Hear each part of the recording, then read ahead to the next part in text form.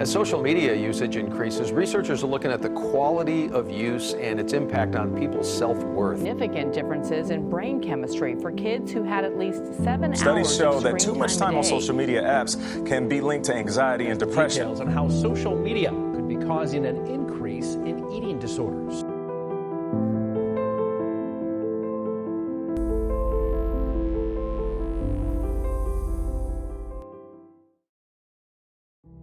Since you're a little kid in dance, you just see pictures of ballerinas or professional dancers and they're all very thin. As a dance major, I'm constantly looking at myself in the mirror and also kind of seeing my peers. It's hard to not want to compare yourself. Dancers are supposed to have super long legs, long arms, long neck, short torso, and very thin all around.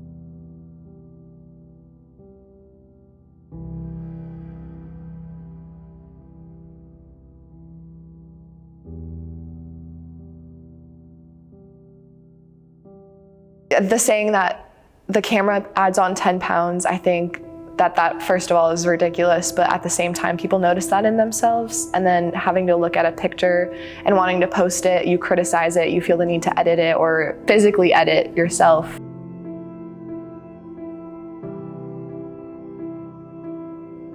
I think that especially for young women, there is this idealized body image that we're seeing all over Instagram. It's ubiquitous. So we're seeing, these high cheekbones, we're seeing thin frames, we're seeing full lips, we're seeing all of this makeup, and to even compound that, we're seeing filters, we're seeing Photoshop, and we're not given insight into what's actually happening behind the scenes with that photo. And I think one of the biggest issues with social media is that, especially when you're so sucked into it, it's very easy to assume that that is what life is really like. That is reality, that is how things really go.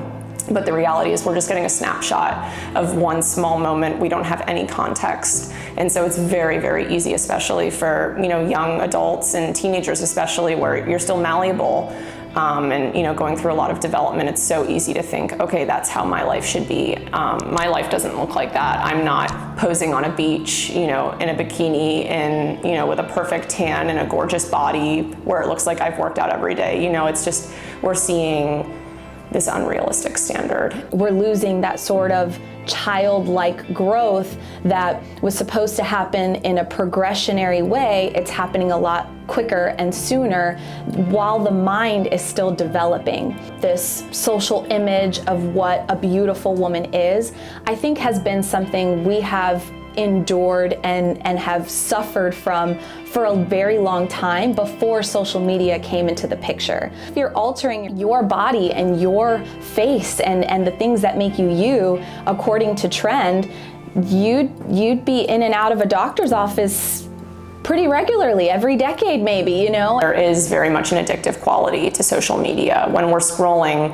we're literally getting dopamine, released into our brain. And so we're actually getting the same kind of rewards system that we would otherwise. Like when good things happen to us, we get excited and we want to keep doing things to get that reward. And in the same way, when we have that intermittent absence of likes, for example, we are actually craving it, almost like a drug.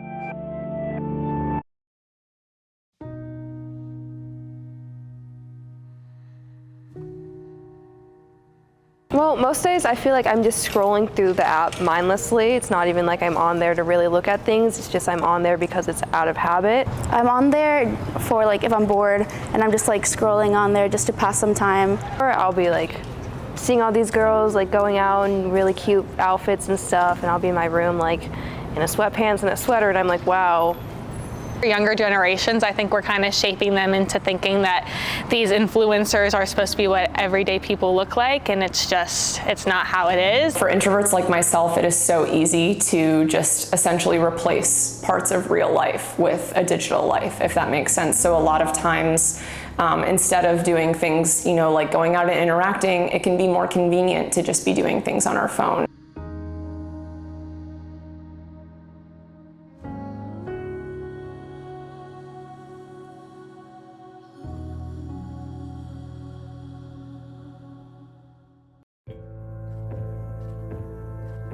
I think it's all kind of about this Goldilocks hypothesis, really finding a common, like a happy medium.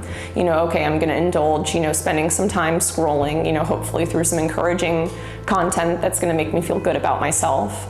But at the same time, maybe I can take, those 10, 20 minutes instead of scrolling and go outside for a walk, or go outside in nature, or go and have a conversation with a sibling or some friends, and really just trying to find even small ways to make those adjustments can be really helpful and really go a long way. I think that at some point we can get to a point in society where the influencers, the it girls, the models aren't so idolized, and the normal bodied, whole being people are a little bit more idolized or just accepted. I think these are things that we're always going to have to deal with as, a culture, as a society, and just sort of say, okay, I know that that's the look, but I accept me. I know that that's the look, but I accept me, and sort of retraining and reprogramming our minds that way, especially when it comes to young women. I really think a big part of getting to that point is education on eating disorders, education on body image, education on psychology too. It's not knowing these things that makes you fall into them.